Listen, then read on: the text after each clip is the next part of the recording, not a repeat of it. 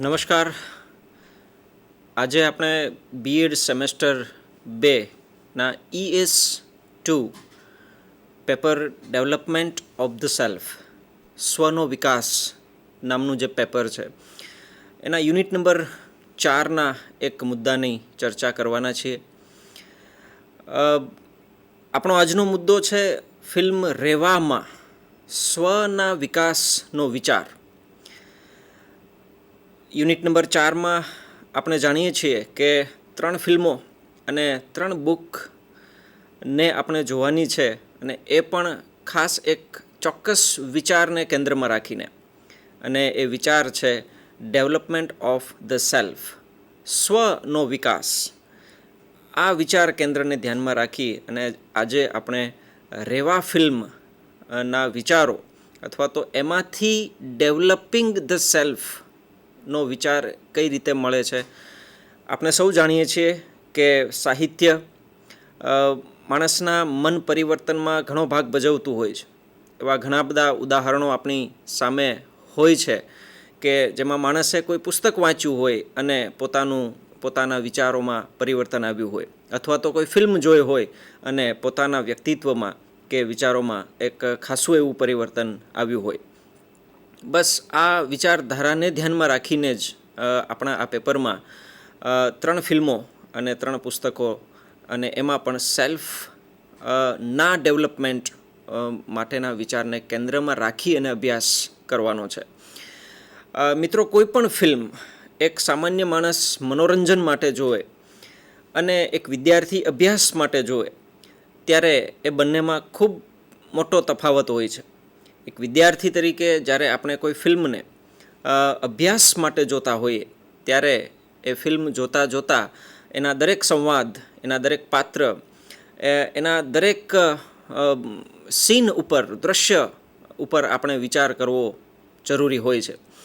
અને દરેક સીન, પાત્ર કે દરેક રજૂઆત જે છે એ કઈ રીતે કોઈ એક વિચાર આપણને આપી જાય છે એના ઉપર આપણે ખાસ અભ્યાસ કરવો જરૂરી બને, અથવા તો એના ઉપર આપણો પોતાનો વિચાર છે એ કરવો જોઈએ. એટલે કે વિદ્યાર્થી તરીકે જ્યારે પણ ફિલ્મ જોઈએ ત્યારે એના વિચારને મનમાં રાખીને એના ઉપર વિચાર કરતાં ફિલ્મ જોવાની એક આદત છે આપણે વિકસાવવી જોઈએ. આજે આપણે રેવા ફિલ્મ વિશે વાત કરવાના છીએ. ફિલ્માંકન વિશે કોઈ વાત નથી, પણ આપણા જે સિલેબસનો મુદ્દો છે ખૂબ મહત્ત્વનો, કે સ્વના વિકાસમાં અમુક ફિલ્મો, અને એમાં પણ રેવા જેવી જે ગુજરાતી ફિલ્મ છે એમાં એવા કયા વિચારોની રજૂઆત થઈ છે જે માણસના સ્વના વિકાસમાં ક્યાંક ને ક્યાંક ભાગ ભજવી શકે. એક તફાવત એ પણ સ્પષ્ટ સમજવો જરૂરી છે. સ્વવિકાસ અને સ્વનો વિકાસ બંને વચ્ચે પણ એક ભેદરેખા છે. અહીંયા આપણે જે વાત કરીએ છીએ સ્વનો વિકાસ, માણસનો પોતાના સેલ્ફનો વિકાસ અથવા તો એમાં પરિવર્તન, એ વાત જે છે એ વિચારને કેન્દ્રમાં રાખી અને આ ફિલ્મની આપણે ચર્ચા કરવાના છીએ.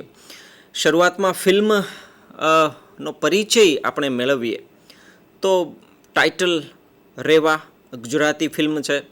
તમારામાંથી ઘણા બધાએ જોઈ પણ હશે, અને જેમણે નથી જોઈ એમણે ખાસ જોવી.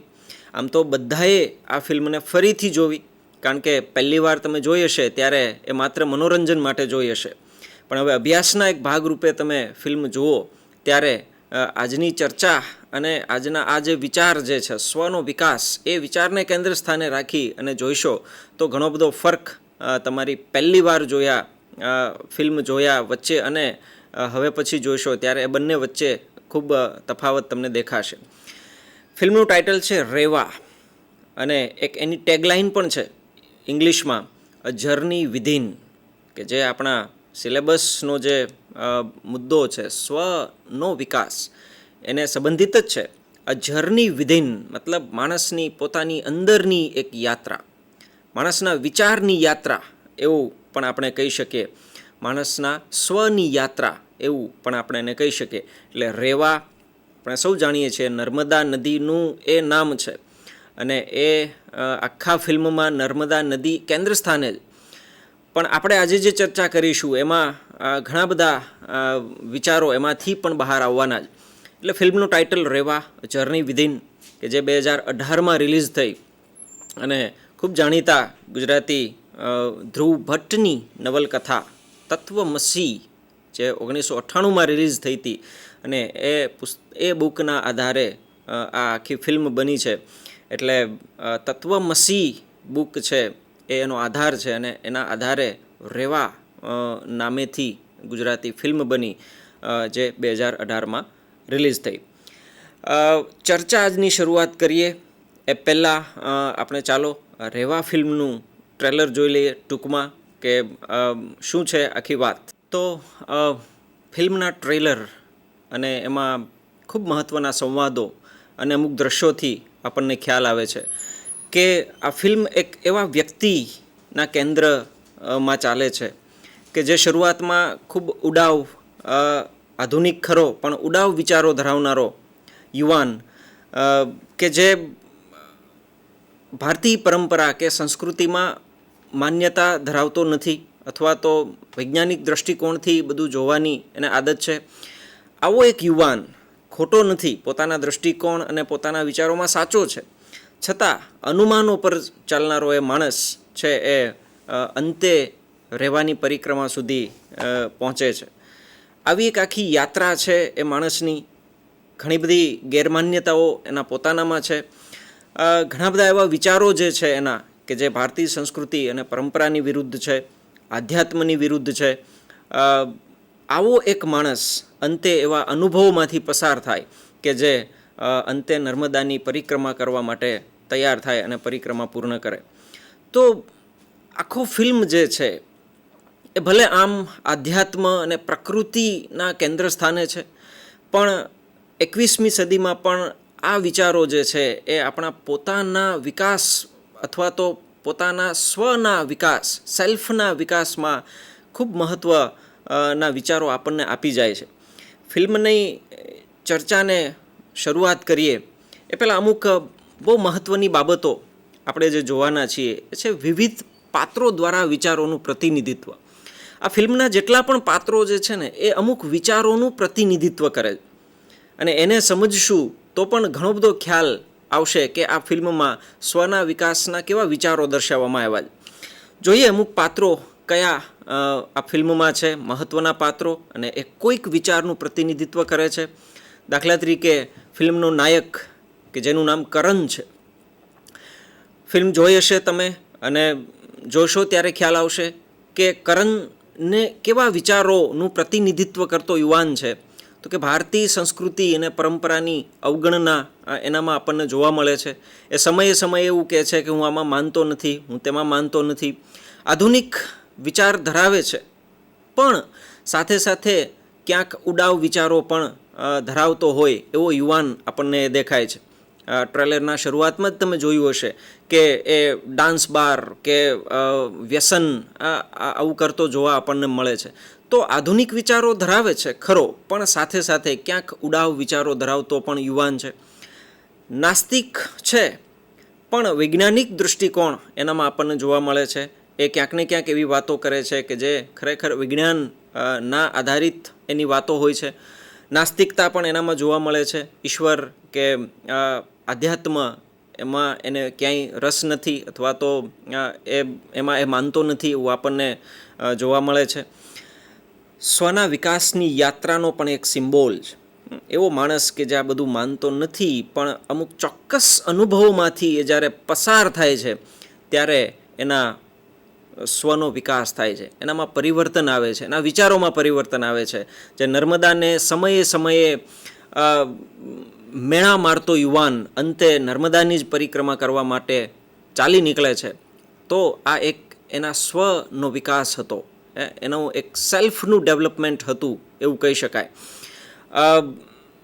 હૃદય પરિવર્તન, સ્વનો વિકાસ, આવા શબ્દો આપણે સમજવા જોઈએ. મોટાભાગે હૃદય પરિવર્તન માણસનું એ બીજાની પીડા જોઈ અને થતું હોય છે, જ્યારે સ્વનું પરિવર્તન એ માણસની પોતાના વિચારો સાથેની જ લડાઈ હોય છે.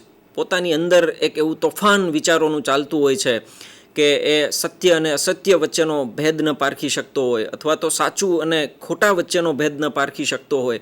આવું એક તોફાન લઈ અને માણસ અંદર મૂંઝાતો હોય અને એને એવા અનુભવો મળે ત્યારે એના વિચારોનું પરિવર્તન આવે, અથવા તો એનામાં એક ખૂબ મોટું પરિવર્તન આવે કે જેને આપણે સ્વનું પરિવર્તન કહી શકીએ.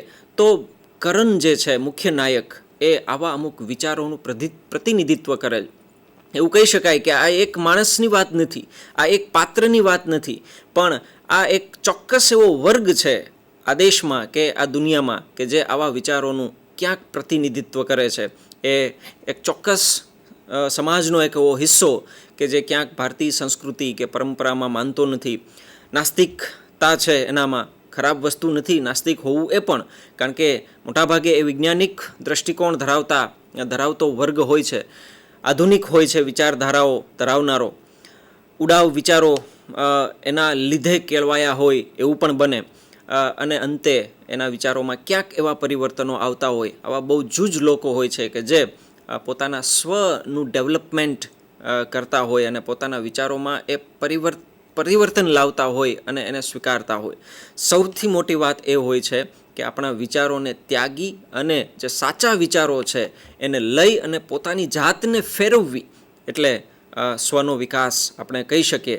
અને આવું કરવું એ ખરેખર મહાન માણસની નિશાની હોય છે. સામાન્ય માણસ છે એ મોટાભાગે આ કરવામાં મથતો નથી, પણ જે કરી જાણે છે એ અંતે કોઈ ગાંધી કે કોઈ બુદ્ધ કે કોઈ વિવેકાનંદની પ્રતિભા થઈ અને દુનિયા સામે આવતી હોય છે. બીજું બહુ મહત્ત્વનું પાત્ર આ ફિલ્મમાં આપણે કહીએ તો સુપ્રિયા. ભારતીય સંસ્કૃતિનો એ સિમ્બોલ છે એવું કહી શકાય. એનામાં સેવા ભાવના આપણને દેખાય છે, પરોપકાર દેખાય છે. આદિવાસી સમાજની સેવા માટે પોતાનું જીવન એક યુવાન વયે પોતાના શોખ કે પોતાની મહત્વકાંક્ષાઓને ત્યાગી અને બીજાની સેવા માટે આશ્રમમાં કામ કરતી એક યુવતી. આધુનિક છે, ગુજરાતી જ ઉપરાંત ઇંગ્લિશ ભાષાનું પણ એને જ્ઞાન છે, આવું આપણને ફિલ્મોમાં દેખાય છે. મતલબ એક શિક્ષિત યુવતી છે એ પરોપકાર, પોતાનું ઘણું બધું ત્યાગી અને બીજાની સેવાનું કામ કરતી હોય એવું આપણને જોવા મળે. આસ્થા અને સત્યને સાથ આપનારી છે. એનો એક બહુ સરસ સંવાદ ફિલ્મમાં આપણી સામે આવે છે કે તમારું પણ અનુમાન છે અને મારું પણ અનુમાન છે, મતલબ તમારું પણ અર્ધ સત્ય છે અને મારું પણ અર્ધ સત્ય છે. તો જ્યાં સુધી અનુભવોમાંથી પસાર ન થાય ત્યાં સુધી આપણે બંનેએ એકબીજાના અર્ધ સત્યને માન આપવું જોઈએ.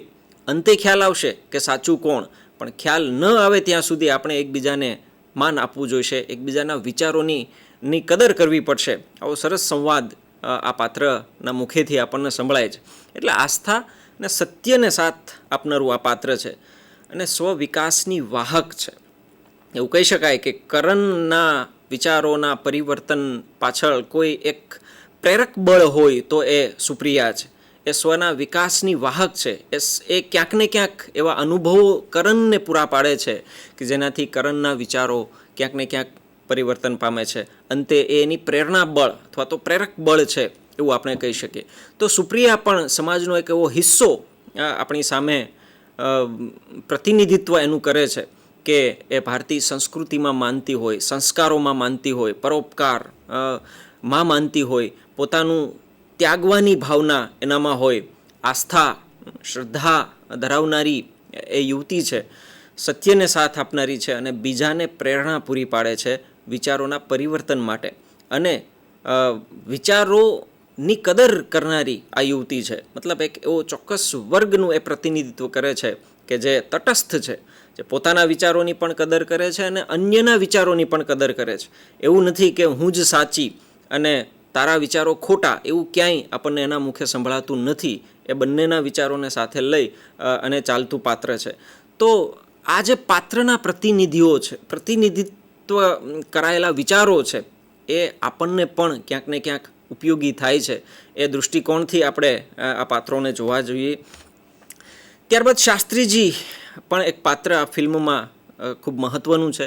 ગુરુ પરંપરાનું એ પ્રતિનિધિત્વ કરે, માર્ગદર્શક છે, આધ્યાત્મ અને વિજ્ઞાનનો સમન્વય છે. અહીંયા આ પાત્રમાં એક ખૂબ સરસ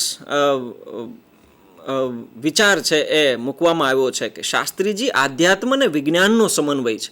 એ લોકોને આધ્યાત્મ થકી વિજ્ઞાનની દવા અપાય છે એવું કહી શકીએ. એક બે દ્રશ્યો એવા ફિલ્મમાં આવે છે કે જ્યાં લોકોની પીડા દૂર કરવા માટે એ ઉપાય તો વૈજ્ઞાનિક જ એનો હોય છે, પણ આધ્યાત્મને વચ્ચે લાવી અને એ પીરસે છે જેથી કરીને લોકો એને સહજતાથી સ્વીકારે. તો આધ્યાત્મ અને વિજ્ઞાનનો સમન્વય એના જીવનમાં આપણને દેખાય. આસ્થાના પૂજક છે, શ્રદ્ધામાં માને છે, ફેથિસ્ટ જેને આપણે કહી શકીએ. બે પ્રકારના માણસો તો હોય જ, ઓપ્ટિમિસ્ટ અને પેસિમિસ્ટ, આશાવાદી અને નાસ્તિક જેને કહીએ, આસ્તિક અને નાસ્તિક. પણ ત્રીજો પણ એક ચોક્કસ એવો વર્ગ હોવાનો કે જે ફેથિસ્ટ છે એવું કહી શકાય, કે જેને વિશ્વાસ છે, શ્રદ્ધા છે. ધર્મ કે ઈશ્વર એવું નહીં, પણ એને એવો એક વિશ્વાસ છે કે આ જીવનમાં કોઈ એવું પરિબળ તો છે કે જે આપણા જીવનને ક્યાંક ને ક્યાંક ચલાવવામાં કે પરિવર્તન લાવવામાં ક્યાંક ભાગ ભજવે છે. અને એટલે જ આપણે મોટાભાગે બેસ્ટ ઓફ લક કે આવા શબ્દો વાપરતા હોઈએ છીએ. આ ક્યાંક ને ક્યાંક એવા વિશ્વાસની નિશાની છે કે જેમાં આપણે માનીએ છીએ કે કોઈક તો એવું છે, કંઈક તો પરિબળ એવું છે કે જે આ જીવનમાં ક્યાંક ને ક્યાંક અમુક રોલ ભજવતું હોય છે પરિવર્તનના. તો શાસ્ત્રીજી છે એ આવા વિચારોના પ્રતિનિધિત્વ ધરાવતું પાત્ર છે. ગુરુ પરંપરા, માર્ગદર્શક. આપણે સૌ જાણીએ છીએ કે સમાજ છે મોટાભાગે ગુરુઓના વિચારોને માનતું હોય છે, એનું માર્ગદર્શન લેતું હોય છે, એના વિચારોને અપનાવતું હોય છે.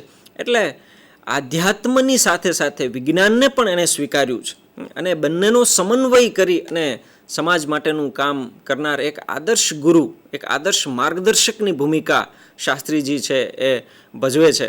એટલે ઇનડાયરેક્ટલી એવું આપણે પણ કહી શકીએ કે સમાજના જે ગુરુઓ છે અથવા તો જે માર્ગદર્શકો છે એને માત્ર ધર્મ કે આધ્યાત્મનો સાથ લઈને સમાજ સેવાનું કામ ન કરવું જોઈએ, પણ વિજ્ઞાન અને આધ્યાત્મનો સમન્વય કરી અને સમાજને ના દુઃખ દર્દ કે સમાજની સમસ્યાઓના ઉકેલ માટે માર્ગદર્શન આપવાનું કામ કરવું જોઈએ. તો આવું એક સરસ પાત્ર એ આવા વિચારોનું પ્રતિનિધિત્વ કરે છે. ગાંડુ ફકીર એક બહુ રસપ્રદ પાત્ર આ ફિલ્મનું આપણે કહી શકીએ. અલગારી જીવન જીવનારો એક ફકીર માણસ કે જંગલમાં મોટાભાગે આપણને ભટકતો જોવા મળે, પણ ધાર્મિક એકતાનો એ સિમ્બોલ છે એવું કહી શકાય. છે મુસ્લિમ, પણ એનામાં એવો ભેદભાવ આપણને ક્યાંય દેખાતો નથી. એ પણ નર્મદામાં માને છે, એ પણ મહાભારતની વાતો કરતાં આપણને જોવા મળે છે. કહેવાય છે ગાંડુ ફકીર, પણ એના વિચારો ખરેખર ખૂબ જ ડહાપણ ભર્યા અથવા તો જેને કહેવાય કે ધાર્મિક એકતા અને સમાનતા દર્શાવતા વિચારો છે. એક દ્રશ્યમાં તમે એને જોઈશો કે એને ભૂખ લાગી હોય છે, એ સુપ્રિયા સાથે જમવા જતો હોય, પણ વચ્ચે કોઈ એક ગરીબનું ઘર આવી જાય તો ત્યાં પણ એ જમી લે છે અને પછી ત્યાંથી જમી અને ફરીથી ચાલતા થાય છે. ત્યારે સુપ્રિયા એને કહેતી જણાય છે કે ચાલો હવે હું તમને જમાડું વ્યવસ્થિત, તમે ભૂખ્યા હશો. ત્યારે ગાંડુ ફકીર એક બહુ સરસ સંવાદ બોલે છે કે હવે જો હું તારી ત્યાં જમીશ તો આ ગરીબનું અપમાન કર્યું મેં ગણાશે. તો એનો મતલબ એવો થશે કે આ ગરીબે મને ન જમાડ્યું વ્યવસ્થિત, એટલે મેં જમી લીધું, હું ધરાઈ ગયો, આવું કહી અને નીકળી પડે. ગાંડુ ફકીરનું આ પાત્ર ધાર્મિક એકતા આપણને સૂચવી જાય. એના ઉપરાંત સમાજમાં સમાનતા સ્થાપવાનો વિચાર પણ આપણને સૂચવી જાય છે. તો દુનિયાદારીથી પર એક આખું અલગારી જીવન જીવનારો માણસ કે જેને દુનિયાના જે ભોગ વિલાસ છે એની કશી પડી નથી અને પોતાના જીવનને રહેવાના કાંઠે, નર્મદાના કાંઠે બસ આમ જ અલગારીપૂર્વક જીવન જીવવાના વિચારનું એ પ્રતિનિધિત્વ કરે છે.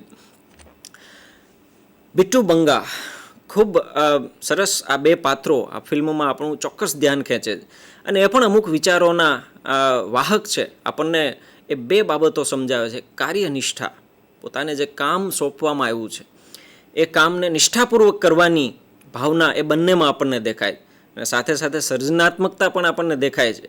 તમે એવા ઘણા દ્રશ્યો ફિલ્મોમાં જોશો કે જેમાં બિટ્ટુ બંગાની સર્જનાત્મકતા દેખાતી હોય. દાખલા તરીકે નર્મદા મૈયાને સાડી ઓઢાડવાની જે આખી વિધિ હતી એમાં એ બંનેને આપણે જોઈએ છે કે તીરથી એ સાડીને ફેંકે છે અને નર્મદાના પેલે પાર એને મોકલે છે. એની સર્જનાત્મકતા છે. એક રાત્રિ જલસામાં પણ ડ્રમ વગાડવાની જે વાત છે એમાં પણ પોતે જાતે બનાવેલા ડ્રમ આપણી સામે એ વગાડતો હોય એવું દેખાય છે. તો સર્જનાત્મકતા એમાં છે. ભલે ઉચ્ચ શિક્ષણ નથી મેળવ્યું પણ કેળવણી પામેલા આ બંને યુવાનો છે કે પોતે કંઈક સ્કિલ એનામાં ડેવલપ થઈ છે.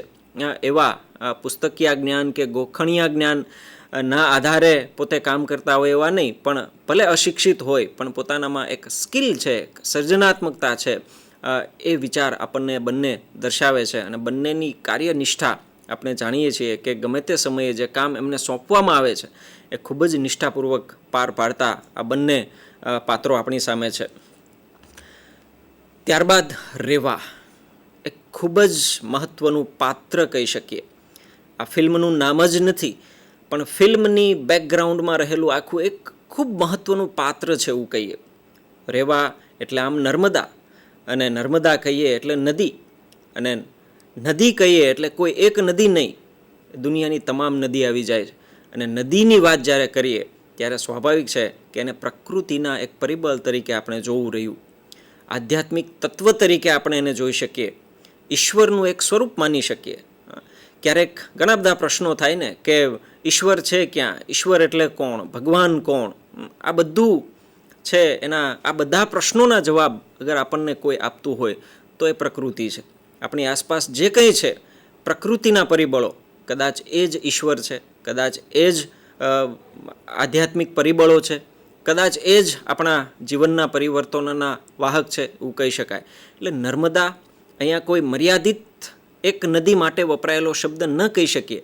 રેવા છે એ દુનિયાની તમામ એ નદી, દુનિયાના તમામ એ પ્રાકૃતિક પરિબળોના સિમ્બોલ છે એવું કહી શકાય. એટલે આપણે સૌ જાણીએ છીએ કે માનવ સંસ્કૃતિની શરૂઆત જ નદીના કાંઠે થઈ હતી. અને એવું કહેવાય કે નદીના કાંઠે વસતો હોય એ ક્યારેય છે એ ભૂખ્યો ન રહે, એ ક્યારેય તરસ્યો ન રહે, એ આખા દિવસમાં એને સંતોષકારક જીવન તો મળી જ રહે. એટલે પ્રકૃતિનું આ એક શ્રેષ્ઠ પરિબળ છે નદી, અને આ ફિલ્મમાં એ કેન્દ્ર સ્થાને છે. આપણે ઘણા બધા લેયર્સ એક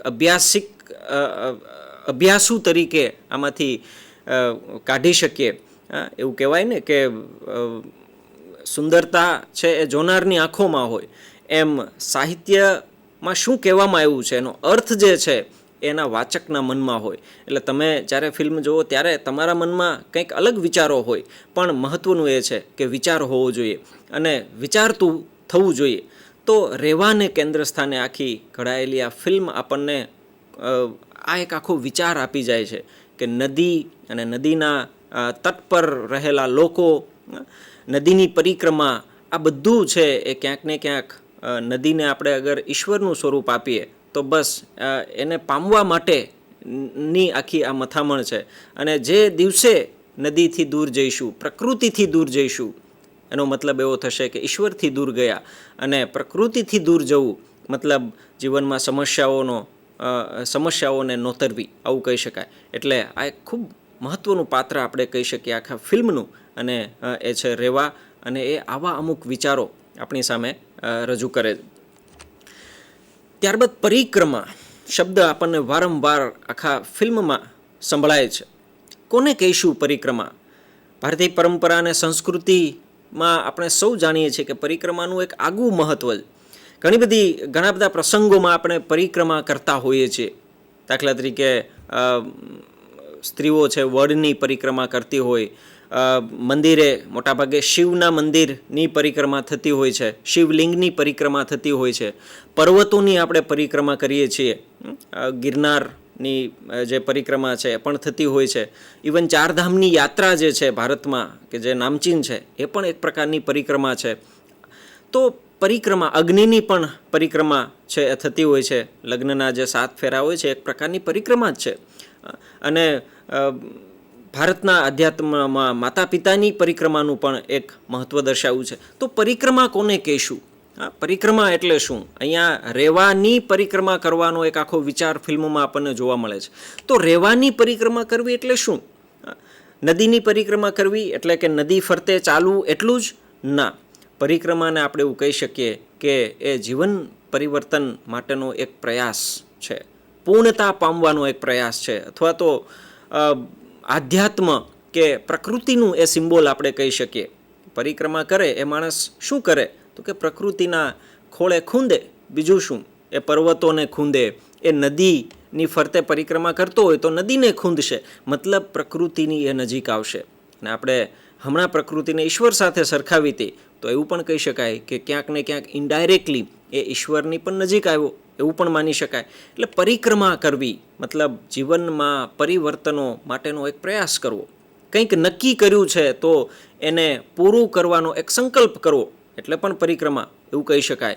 તો પરિક્રમાનું પણ એક આગવું મહત્ત્વ આ ફિલ્મમાં આપણને દેખાડ્યું છે કે ફિલ્મનો નાયક છે એ છેલ્લે પરિક્રમા કરે, મતલબ એના વિચારોના પરિવર્તનની શરૂઆત આપણને ત્યાં દેખાય છે. જે ઉડાવ વિચારો ધરાવતો માણસ હતો એ અંતે એવું નક્કી કરે છે કે હું છે એ પરિક્રમા કરીશ રહેવાની, અને એ પરિક્રમા વખતે એ પ્રકૃતિની નજીક જાય છે. એને એવા અનુભવો મળે છે કે અંતે એને એવું થાય છે કે બસ હું પામી ગયો, હું ઈશ્વરને પામી ગયો યા તો પ્રકૃતિને પામી ગયો. વૈજ્ઞાનિક દ્રષ્ટિકોણથી પણ આ બધા વિચારોને વિચારીએ તો પણ સાચા જ ઠરવાના છે કે આ જે વિચારોના વાહક એવા પાત્રો છે, પરિક્રમા હોય, રહેવા હોય, તો એ બધા ક્યાંક ને ક્યાંક પ્રકૃતિના સિમ્બોલિક કહેવાય એવા પાત્રો છે કે જે આપણને પ્રકૃતિથી નજીક લાવવાનો પ્રયાસ કરતા હોય એવું દેખાય છે. એક શબ્દ પણ મોક્ષ શબ્દ પણ ફિલ્મમાં અંતે આપણને સંભળાય છે કે મોક્ષ પ્રાપ્તિ. તો આપણે કોને મોક્ષ પ્રાપ્તિ કહીશું? ભલે આધ્યાત્મ જે પણ કહેતું હોય, પણ વૈજ્ઞાનિક દ્રષ્ટિકોણથી પણ વિચારીએ અથવા તો એક વિચારક તરીકે વિચારીએ તો મોક્ષને પણ એવું કહી શકાય કે મોક્ષ મતલબ જીવનમાં જે વિચાર કર્યો છે, જે સંકલ્પ કર્યો છે એને પ્રાપ્તિ એટલે મોક્ષ કહી શકાય. જે મેળવવું છે એ મેળવીએ અને જે સંતોષ થાય એને પણ મોક્ષ કહી શકાય. તો આ શબ્દ પણ આપણને ફિલ્મમાં ક્યાંક ને ક્યાંક સંભળાય છે. મોક્ષ મતલબ ભલે જીવન મરણને એ આખું આધ્યાત્મનો જે પણ વિચાર હોય તે, પણ એક સામાન્ય માણસ તરીકે આપણે મોક્ષને એ રીતે મૂલવી શકીએ કે આપણા વિચારોનું પરિવર્તન એટલે મોક્ષ, અથવા તો સ્વનો વિકાસ એટલે મોક્ષ, રાઈટ. તો અમુક સંવાદો, પાત્રો આપણે જોયા ફિલ્મની અંદર, કેવા સરસ મહત્ત્વના પાત્રો, અને દરેક પાત્ર કોઈ એક ચોક્કસ વિચાર આપણી સામે રાખતો જાય છે અને એ વિચારોનું એ પ્રતિનિધિત્વ કરે છે. એના મુખ્ય નાયકથી લઈ અને નાનામાં નાના પાત્રો આપણી સામે છે એ સ્વના વિકાસમાં મદદરૂપ થાય એવા વિચારો આપણી સામે રાખે છે. તો પાત્રો જોયા પછી અમુક સંવાદો પણ આપણે જોઈએ. આ ફિલ્મ છે સંવાદોથી ભરેલી છે એવું પણ કહી શકાય. બહુ નાના નાના પણ ચોટદાર સંવાદો આપણને ફિલ્મમાં સાંભળવા મળે છે, અને દરેક સંવાદ ઉપર જો વિચારવા બેસીએ તો કેટલાય સ્તર ખુલે, કેટલાય પળના પળ એમાંથી બહાર આવે એવું બને. તો અમુક સરસ સંવાદો આપણે જોઈએ તો એમાં એક સંવાદ બહુ સરસ છે કે એનો નાયક છે ટ્રેનમાં બેઠો હોય અને એક માજી છે નર્મદા નદી નીચે જે વહે છે એની પૂજા કરવા માટે એમાં સિક્કો નાખે છે, અને એ સિક્કો પધરાવતા માજીને નાયક પૂછે છે, નદી રક્ષા કરે કે ડૂબાડે? અને માજીનો ખૂબ સરસ જવાબ ત્યાં આવે છે કે એ તો જેવી જેની ભાવના. આ સંવાદ આપણને શીખી જાય છે કે માણસ જેવું વિચારે એવું જીવન જીવે, એના જેવા વિચારો એવું એનું જીવન. મતલબ જેવી જેની ભાવના. તમને એવું લાગે કે નદી ડૂબાડે તો તમે ડૂબશો, અને તમને એવું લાગે, તમે એવું વિચારો કે નદી બચાવે તો તમે બચી જશો. તો આ આખો માજીનો એક લાઇનમાં કરેલો સંવાદ એ ખૂબ મોટો વિચાર ધરાવનારો છે કે માણસ જેવું વિચારશે એવું એ જીવશે. એને ડૂબવાના વિચારો આવશે તો એ ડૂબશે, અને એને બચાવવાના વિચારો આવતા હોય તો એ બચાવશે. ભલે નાયકનો પ્રશ્ન છે એ છીછરો હતો, પણ માજીનો જવાબ છે એ ખૂબ ગહન વિચારથી ભરેલો હતો. અને નદી હંમેશા આપણને બચાવવાનું જ કામ કર્યું છે. આપણે સૌ જાણીએ, માનવ સંસ્કૃતિની વાત કરીએ તો પણ નદીએ જ આપણને બચાવ્યા છે અને નદીએ જ આપણને ઉછેર્યા છે. એટલે નદીમાં ડૂબવાનો તો કોઈ સવાલ જ નથી. એટલે માજીનો આ સંવાદ છે એ ખૂબ મહત્ત્વનો અહીંયા સાબિત થાય છે કે તમે જેવું વિચારશો એવું જીવન તમે જીવશો. બીજો એક સંવાદ બહુ મહત્ત્વનો છે. ધર્મમાં શ્રદ્ધા ન હોય તો ચાલે, પણ શ્રદ્ધા હોવી જોઈએ. શાસ્ત્રીજીના મુખે બોલાયેલો આ શબ્દ છે, એક માર્ગદર્શક, એક ગુરુના મુખે બોલાયેલો આ શબ્દ છે. અહીંયા આપણે એવું વિચારી શકીએ કે માણસ ધર્માંધ ન થઈ તો ચાલે, એને ધર્મમાં આસ્થા ન હોય તો ચાલે, ધર્માંધ થવાની જરૂર નથી. ધર્મ કદાચ આપણા સ્વના વિકાસમાં ક્યાંક અડચણરૂપ બને એવું બની શકે, કારણ કે કોઈ માણસ ધર્માંધ થાય ત્યારે એ અન્ય ધર્મની સારી વાતો સ્વીકારવા તૈયાર ન થાય એવું બને. એટલે અહીંયા શાસ્ત્રીજીનો આ એક સરસ મજાનો વિચાર આપણી સામે આવે છે કે ધર્મમાં શ્રદ્ધા ન હોય તો ચાલે, એમાં માનવું જ એવું જરૂરી નથી, ધર્માંધ થવું એ જરૂરી નથી, પણ શ્રદ્ધા હોવી જોઈએ, વિશ્વાસ હોવો જોઈએ. એ માણસ પરનો હોય કે પ્રકૃતિ પરનો હોય કે આધ્યાત્મ પરનો હોય, કંઈ પણ ન હોય, માણસ જો વિશ્વાસ રાખતો થશે તો ક્યાંક ને ક્યાંક એના સ્વનો વિકાસ થશે, ક્યાંક ને ક્યાંક એના વિચારોમાં પરિવર્તન આવશે.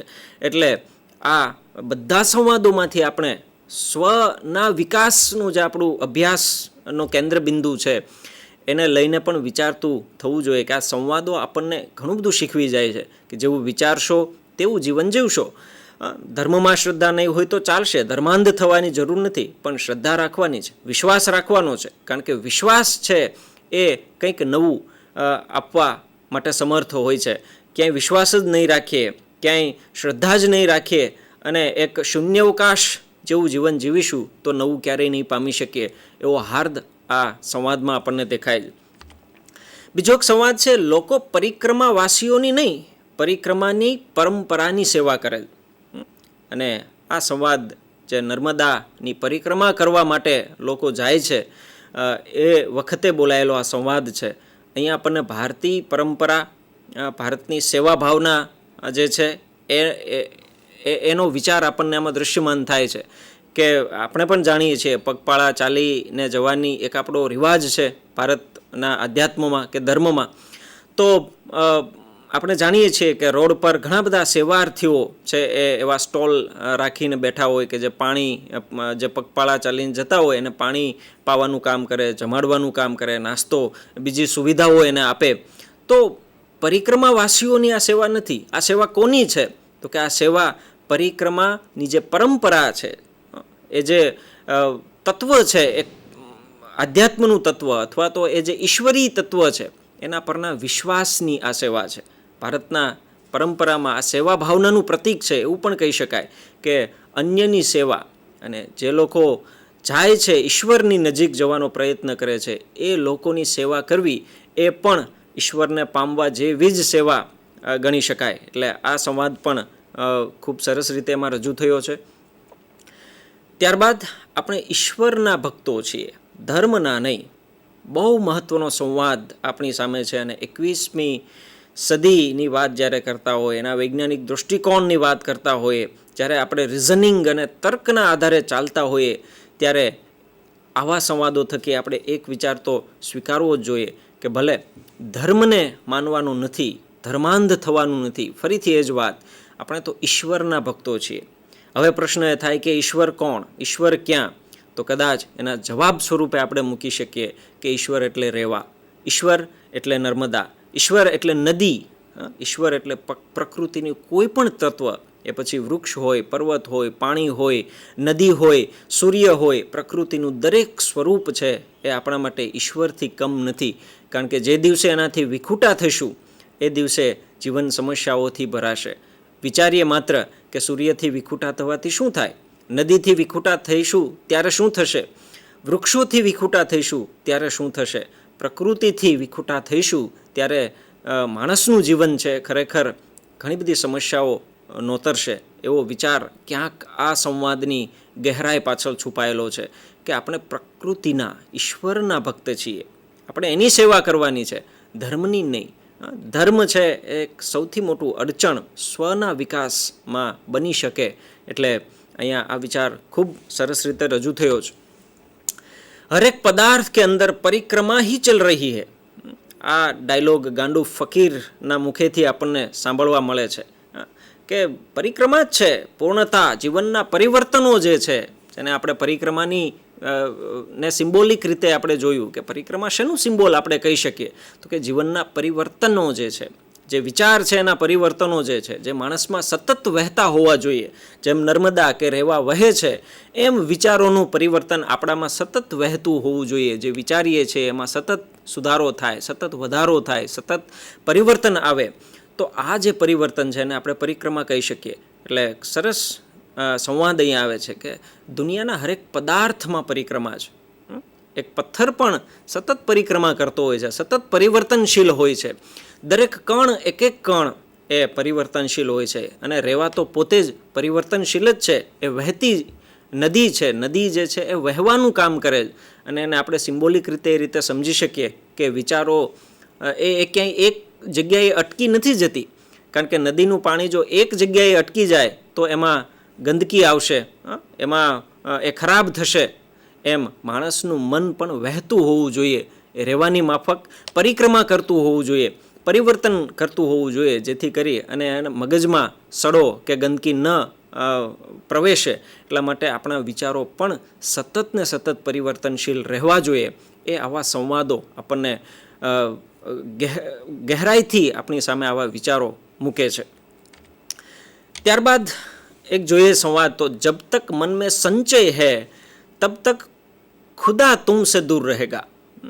જ્યાં સુધી મનમાં શંકા છે ત્યાં સુધી તમે જે વિચારો છો એ તમે પામી નહીં શકો. અહીંયા ભલે ખુદા શબ્દ વપરાયો છે, ભગવાન પ્રાપ્તિની વાત છે, પણ આપણે સ્વના વિકાસ સંદર્ભે જો આ ડાયલોગને, આ સંવાદને જો મૂલવવો હોય તો એવું કહી શકીએ કે જ્યાં સુધી મનમાં શંકાઓ છે ત્યાં સુધી આપણું જે લક્ષ્ય છે એને ક્યારેય પ્રાપ્ત નહીં કરી શકીએ. એટલે લક્ષ્ય પ્રાપ્તિ કરવી હોય, ધ્યેય પ્રાપ્ત કરવો હોય તો ક્યારેય મનમાં શંકા નહીં રાખવી, શ્રદ્ધા રાખવી, વિશ્વાસ રાખવો, આસ્થા રાખવી, જેનાથી જીવનનું જે લક્ષ્ય છે એ પામી શકાશે. એટલે મનમાં જ્યાં સુધી શંકાઓ હશે કે હું કરી શકીશ કે નહીં કરી શકું, આ સાચું કે ખોટું, આ સારું કે ખરાબ, આવા જે સંચયો જે છે, જે શંકાઓ છે, એ જ્યાં સુધી મનમાંથી કાઢી નહીં નાખીએ ત્યાં સુધી જીવનનું લક્ષ્ય જે છે, પછી ભલે વિચારોના પરિવર્તનનું હોય, એ સ્વના વિકાસનું હોય, એ કોઈ અચીવમેન્ટને લઈને હોય, ગમે તે હોય, કોઈ સિદ્ધિનું હોય, એ ત્યાં સુધી નહીં પામી શકીએ જ્યાં સુધી આપણે આપણી મનની શંકાઓ જે છે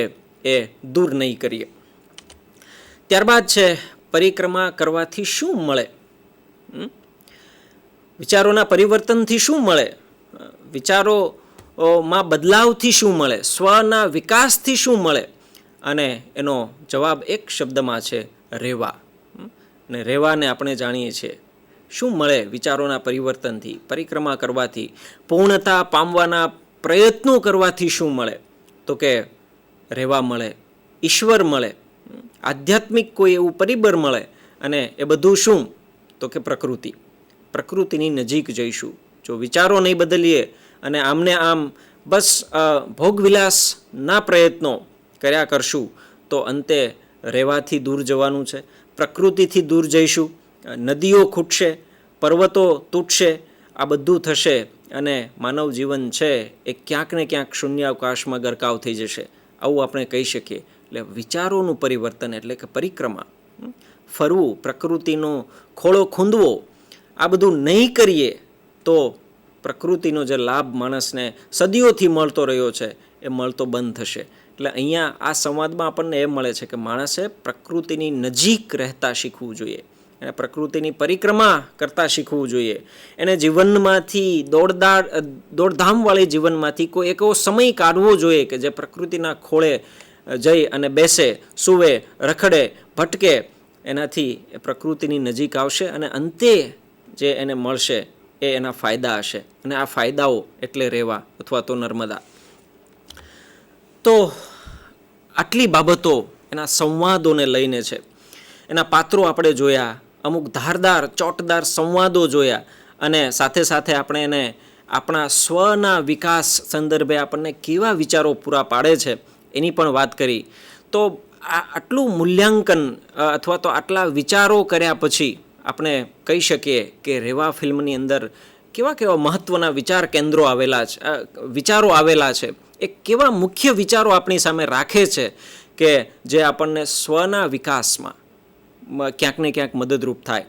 ફરીથી અહીંયા તમને કહું, સ્વનો વિકાસ કોને કહીશું? તો કે વિચારોનું પરિવર્તન, માણસના મનનું પરિવર્તન, માણસ જે કંઈ માન્યતાઓ એનામાં છે, જે ગેરમાન્યતાઓ છે અથવા તો જે એના પોતાની જાતમાં જે અર્ધસત્યો કે અસત્યો છુપાવીને બેઠો છે એને સત્યમાં ફેરવવાની જે કંઈ પ્રક્રિયા છે એને સ્વનો વિકાસ આપણે કહી શકીએ. જે પોતાના વિચારો છે એનામાં પરિવર્તન લાવવાની જે પ્રક્રિયા છે એને આપણે સ્વનો વિકાસ કહી શકીએ. તો એક સામાન્ય માણસ તરીકે આપણે જો આપણા પોતાના વિકાસમાં, પોતાના વ્યક્તિત્વના વિકાસ સંદર્ભે આ ફિલ્મને જોતા હોઈએ ત્યારે અમુક બહુ મહત્ત્વના વિચારો આ ફિલ્મ છે એ આપણી સામે રાખે છે. આખી જ ફિલ્મને અભ્યાસના હેતુથી જોઈ અને જે એમાંથી અર્થ કાઢી શકીએ એ આપણે આમાં કાઢવાનો પ્રયત્ન કરવો જોઈએ, જેથી કરીને આપણને ખ્યાલ આવે કે એવા કયા વિચારો છે જે આપણને સ્વના વિકાસમાં આ ફિલ્મ દ્વારા મદદરૂપ થાય છે. પહેલી બાબત જોઈએ, વિચાર કેન્દ્રની વાત કરીએ ત્યારે એક ભારતીય સંસ્કૃતિ, આધ્યાત્મ, પ્રકૃતિનું મહત્ત્વ આપણને આ ફિલ્મ સમજાવે છે. એવું સહેજ પણ નથી કે આધુનિકીકરણ થઈ ગયું એટલે ભારતનું જૂનું જે હતું એ ખોટું છે, એમાં કંઈ અર્થ નથી, એ કંઈ નકામું છે. આવો પણ એક ચોક્કસ વર્ગ સમાજનો આપણે જોતા જોઈએ છીએ કે જે પશ્ચિમી સંસ્કૃતિના અનુકરણમાં રચોપચો છે. ખોટું નથી, જે કંઈ વેસ્ટર્ન કલ્ચર છે એમાં જે સારી બાબતો છે એ પણ આપણે સ્વીકારવી જોઈએ. અંતે આપણે વસુદૈવ કુટુંબકમના વિચાર સાથે જીવનારી પ્રજા છીએ એટલે બીજાની સંસ્કૃતિમાં જે સારું છે એને આપણે ગ્રાહ્ય કરવું જ જોઈએ. પણ એ ગ્રાહ્ય કરવા પાછળ એવો સહેજ પણ અર્થ નથી કે ભારતનું જેટલું છે એ ખોટું છે, ભારતની સંસ્કૃતિ જે છે એ ખોટી છે. એનું જે આધ્યાત્મનો જે આખો વિચાર છે, એના વેદ હોય, પુરાણ હોય કે જે કંઈ પણ એવું વિચારો છે કે જે આધ્યાત્મ સંબંધિત છે એ ખોટા છે એવું માનવાની કોઈ જરૂર નથી. ભારતની સંસ્કૃતિ, એની પરંપરા, એના આધ્યાત્મ, આ બધાનું જીવનમાં એક આગવું મહત્ત્વ છે એ આપણે સમજવું જોઈએ અને એ વિચારને હંમેશા આપણા જીવનમાં અપનાવવો જોઈએ. એક બહુ સરસ સંવાદ જે છે એ આ ફિલ્મમાં જ આપણને સાંભળવા મળે કે નિરર્થકતા સદીઓ સુધી ટકી ન શકે. ભારતીય સંસ્કૃતિ કે એનું આધ્યાત્મ જો ખોટું હોય, એ અર્થ વગરનું હોય એવું જો કોઈ સમાજનો એક હિસ્સો માનતો હોય તો એમના માટે આ સંવાદ છે કે જો એ ખોટો હોય તો એ કંઈ સદીઓ સુધી ટકી ન શકે. કારણ કે ખોટું હોય એ તો થોડોક સમય જ ટકે, એ અંતે તો એ બહાર આવે જ. પણ આ સદીઓ જૂની સંસ્કૃતિ અને અધ્યાત્મના જે વિચારો છે એ ક્યારેય અર્થ વગરના નથી. આમાં ક્યાંક કંઈક અર્થ તો છુપાયેલો જ છે. એટલે વૈજ્ઞાનિક દૃષ્ટિકોણ સ્વીકારવો જ જોઈએ, અથવા તો વૈજ્ઞાનિક દૃષ્ટિકોણથી બધું મૂલવવાની એક ટેવ રાખીએ જ. પણ એનો મતલબ એવો નથી કે ભારતીય સંસ્કૃતિ અને આધ્યાત્મ છે એ નકામું છે, એ નિરર્થક છે, એનામાં વૈજ્ઞાનિક દૃષ્ટિકોણો નથી. ઘણા બધા અભ્યાસો એવું સૂચવે છે કે ભારતીય સંસ્કૃતિ કે આધ્યાત્મના જે અમુક વિચારો છે એ ક્યાંક ને ક્યાંક વિજ્ઞાનના અમુક નિયમોના આધારે જ ઘડાયેલા છે. આપણા આયુર્વેદનું જે શાસ્ત્ર છે આપણે સૌ જાણીએ છીએ કે ઘણા બધા મૂલ્યવાન કહી શકાય એવું શાસ્ત્ર છે અને આપણને જીવનમાં ક્યાંક ને ક્યાંક ઉપયોગી થાય જ છે. તો આ એક વિચાર બહુ સરસ મજાનો આ ફિલ્મમાંથી આપણને જાણવા મળે છે કે માણસે ભારતીય સંસ્કૃતિ, આધ્યાત્મ, એક ભારતીય તરીકે એનું મહત્ત્વ આપણે સમજવું જોઈએ. એમાં જે કંઈ પણ અર્થસભર પડેલું છે, જે મૂલ્યવાન કંઈ જે પણ એમાં પડેલું છે એને સ્વીકારવું જોઈએ અને એની સાથે ચાલવાનો પ્રયત્ન કરવો જોઈએ. ત્યારબાદ આસ્થા એ જીવનનું ખૂબ મોટું ચાલક બળ છે. આ સ્વના વિકાસ વિશે વિચારતી વખતે આ વિચારને આપણે આ ફિલ્મમાંથી લઈ શકીએ કે માણસમાં શ્રદ્ધા હોવી જોઈએ. ભલે એ ધર્મમાં ન હોય તો ચાલે, એ બીજા કઈ બાબતમાં ધર્માંધ થવાની બાબતમાં ન હોય તો ચાલે, પણ શ્રદ્ધા હોવી જોઈએ. માણસ છે ફેથિસ્ટ થવું જોઈએ એવું કહી શકાય. મતલબ એ વિશ્વાસ રાખશે કોઈનામાં, એ પછી માણસમાં હોય કે પ્રકૃતિના પરિબળમાં હોય કે સંસ્કૃતિમાં હોય, પણ જો એ વિશ્વાસ રાખતો થશે તો એને કંઈક મળશે, એ કંઈક પામશે. કરણ જે છે એનું પાત્ર આપણે યાદ કરી શકીએ કે શરૂઆતનો એનો જે તબક્કો છે ફિલ્મનો, એમાં આપણે જાણીએ છીએ કે એને શેમાંય આસ્થા નથી, એને વિશ્વાસ નથી.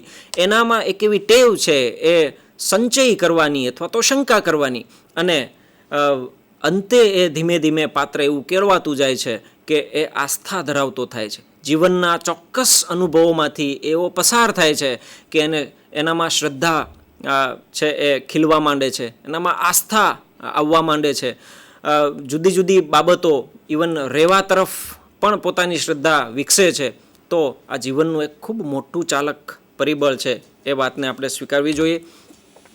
ત્યારબાદ દરેક માણસ જેવું વિચારે છે એવું જીવન જીવે છે.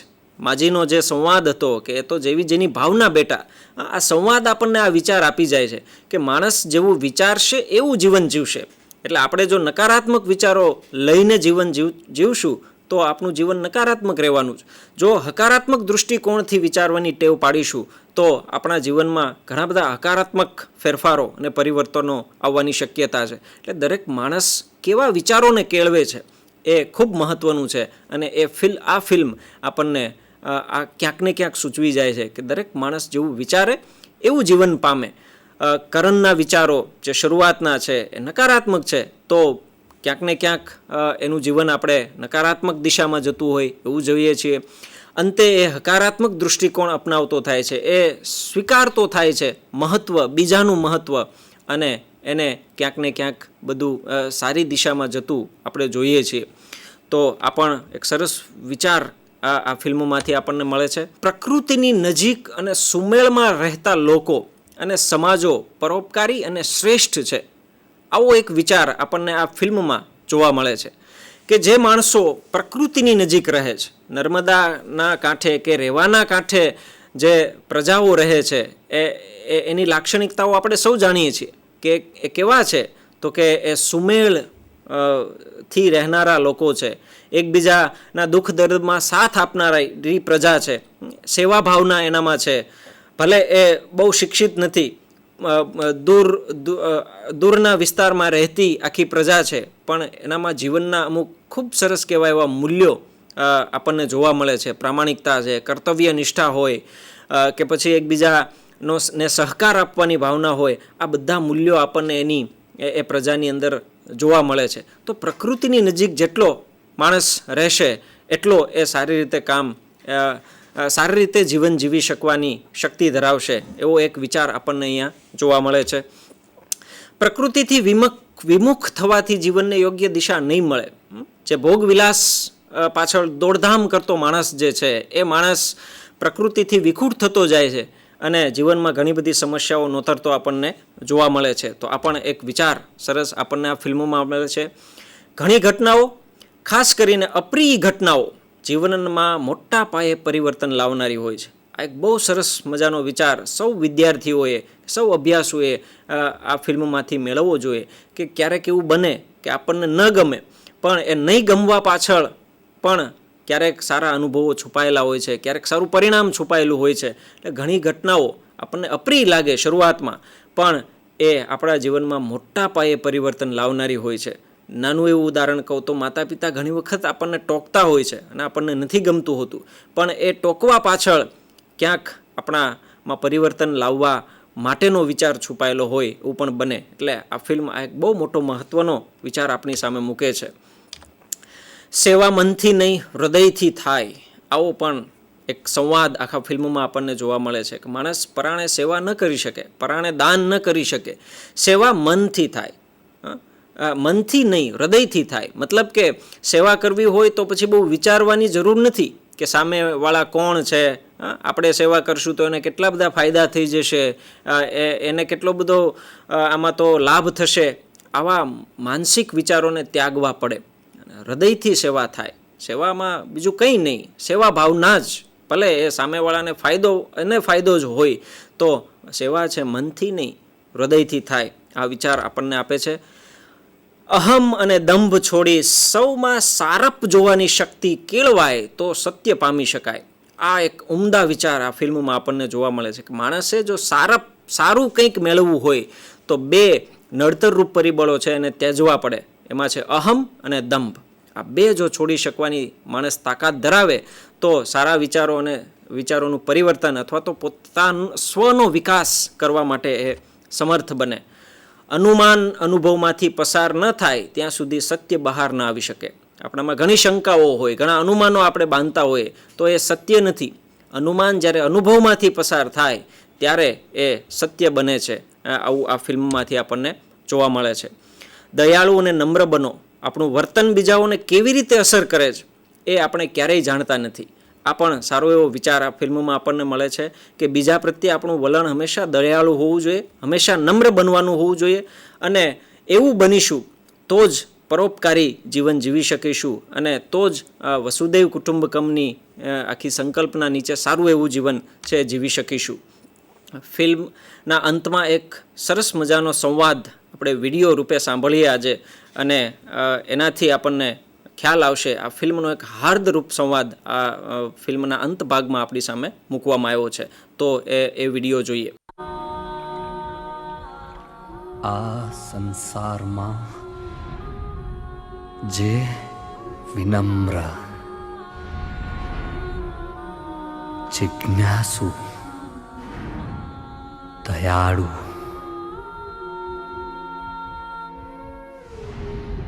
अपरिग्रही, पवित्र, शांत, संतुलित અને એકતા વધારનારા છે તે જ મોક્ષના અધિકારી છે.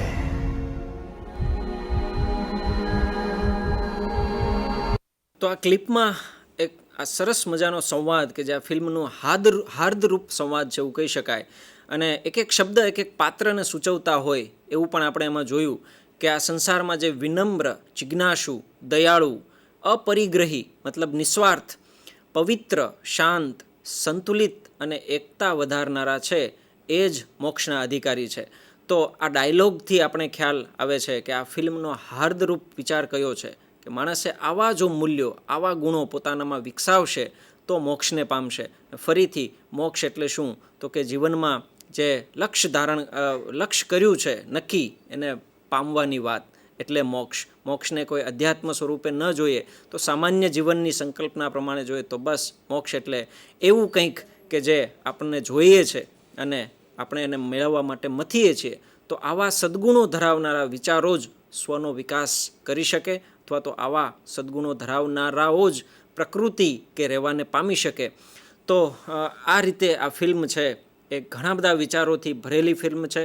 સ્વના વિકાસમાં આ ફિલ્મના વિચારો આપણને ચોક્કસ રૂપે મદદ કરી શકે એવી આ એક અર્થસભર વિચારોથી ભરેલી આખી ફિલ્મ છે એ ખૂબ જ રસપ્રદ છે. તો આજની ચર્ચાને અહીંયા વિરામ આપીએ. Thank you.